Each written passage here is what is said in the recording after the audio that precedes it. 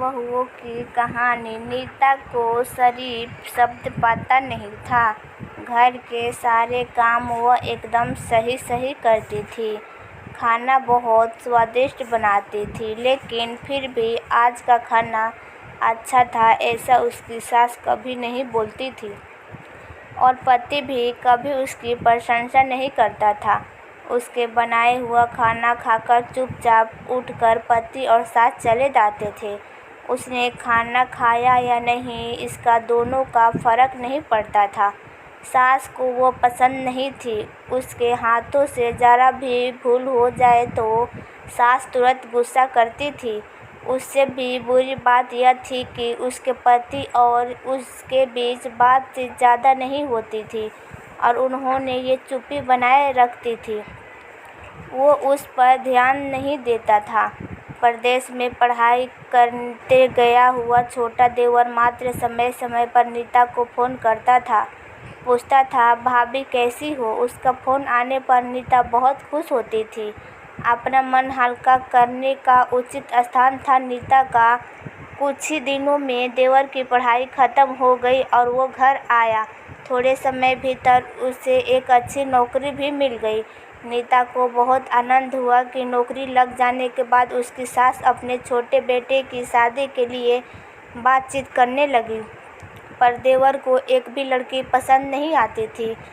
इसने ही बोला होगा उसे मना करने को। सोचकर सास नीता को ही दोष दे रही थी। नीता को चिंतित देखकर देवर ने अपनी माँ से कहा, माँ एक लड़की से बहुत प्यार करता हूँ, मैं उसी से शादी करूँगा।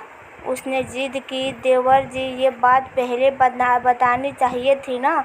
नीता ने ये बात अपने पति के कान पर डाली। इस बात पर उसने थोड़ी किटपिट की, लेकिन लड़की देखकर वो भी तैयार हो गया। सवाल बच्चा सास को तो अपने छोटे बेटे का मन कैसे दुखाएगी वो। बाद में उनकी भी हाँ हो गई। नीता को बहुत खुशी हुई। उसे लगा एक अच्छी सहेली आ जाएगी अब साथ देने के लिए, दिल के राज बताने के लिए। पर कैसी होगी छोटी देवरानी, रस बस जाएगी हमारे साथ और इस घर में, या वो एक अलग दुनिया बसाने पर जोर देगी देवर जी को। इस विचार से थोड़ी टेंशन में आ गई नीता। कुछ दिनों बाद नीता की छोटी देवरानी चौखट लांघ कर घर आई। देवरानी ने घर में आते ही सारे घर की जिम्मेवारी अपने हाथों में ले ली। अब सास ने अपनी छोटी बहू की ज़्यादा ही तारीफ करना शुरू कर दिया। उसे माँ जैसा प्यार करने लगी। ये देखकर नीता की आंखों में आंसू आ जाते हैं। वो सोचती मैं भी तो यही काम करती थी, फिर मेरे साथ तो क्यों ऐसा बर्ताव। अब थोड़े दिन बाद छोटी देवरानी पूरे घर पर राज करेगी और फिर मेरी जगह वहाँ पर कोने में होगी। अपने ही विचारों में खो गई नीता। नीता के भाव समझने पर छोटी देवरानी नीता के हाथ अपने हाथ में लेकर बोली, दीदी मुझे सब पता है, मुझे अपनी छोटी बहन समझिए, देखना बहुत जल्दी सब ठीक हो जाएगा। छोटी देवरानी ने पूरे घर की जिम्मेवारी तो ले ली, लेकिन कामों में कुछ न कुछ बार बार भूल करती थी। फिर देवरानी नीता के पास जाती और मदद मांगती थी। ऐसा रोज ही होने लगा। ये देखकर सास गुस्सा हो गई।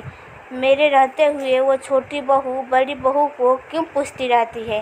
फिर सास भी रसोई घर में आकर चार काम शुरू करने लगी। धीरे धीरे वो छोटी बहू के साथ साथ अनजाने में बड़ी बहू से भी प्यार से बर्ताव करने लगी, प्यार से बोलने लगी, नए पदार्थ दोनों को सिखाने लगी, भूल समझकर समझाने लगी।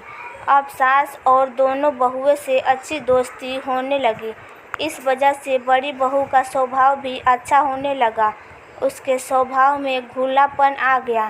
सास भी दोनों के साथ कभी शॉपिंग तो कभी फिल्म देखने जाने लगी। वो अपनी दोनों बहुओं को समान प्यार करने लगी थी। इस वजह से घर का माहौल हंसता खेलता हो गया। इसके अलावा अपने भाई और उसकी पत्नी की वेल्डिंग देखकर नीता का पति भी उसके साथ अच्छा व्यवहार करने लगा। ये देखकर छोटी बहू बहुत खुश हुई। दीदी घर पर पहले आप ही का हक था। ऐसा बोलकर छोटी बहू ने पूरे घर की जिम्मेवारी अपनी जेठानी को दे दी। साल भर में नीता के देवर को अच्छे वेतन और बड़ी पोस्ट पर स्थानित किया गया। अब छोटी देवरानी भी अपने पति के साथ परदेश जाएगी और मैं फिर अकेले रह जाऊंगी। इतना ही नहीं, इतने सालों बाद सास का व्यवहार जो इतने सालों बाद बदल गया है, वो फिर से वही हो जाएगा। तो इस विचार से नीता डर गई। देवरानी नीता को इतनी आदत हो गई थी कि उसके बिना घर काटने को दौड़ते थे। देवरानी के आ जाने से घर का माहौल बदल गया था। वो थी ही ऐसी खुश मिजाज और ऊर्जावान जैसे के नाम से पता चलता है। ये देवरानी की हालत भी कुछ अलग थी। उसे दुख हुआ कि यदि यहाँ रहना पड़े तो उसे अपने पति से दूर रहना पड़ेगा।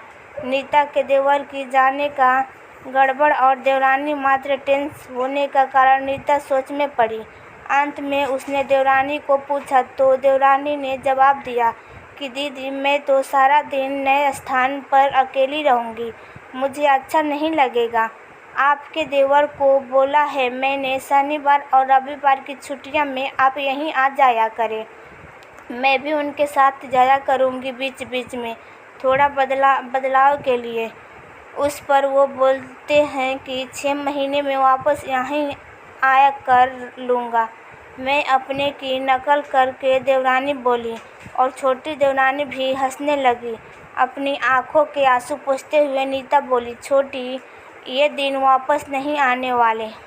जाओ तुम अपने पति के साथ, उनके साथ भी तो कोई होना चाहिए ना।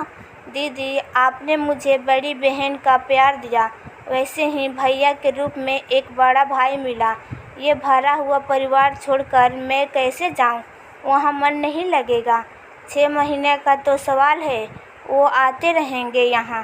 पर यह सुनकर नीता ने अपनी देवरानी को खुश होकर गले लगाया। तभी देवरानी नीता को बोली, अपने पति के साथ एक अलग जीवन बनाने में समय नहीं लगता। अपनों में रहकर पति का परीक्षा में ही आनंद है। दोस्तों, 2 अलग अलग घर और ससुराल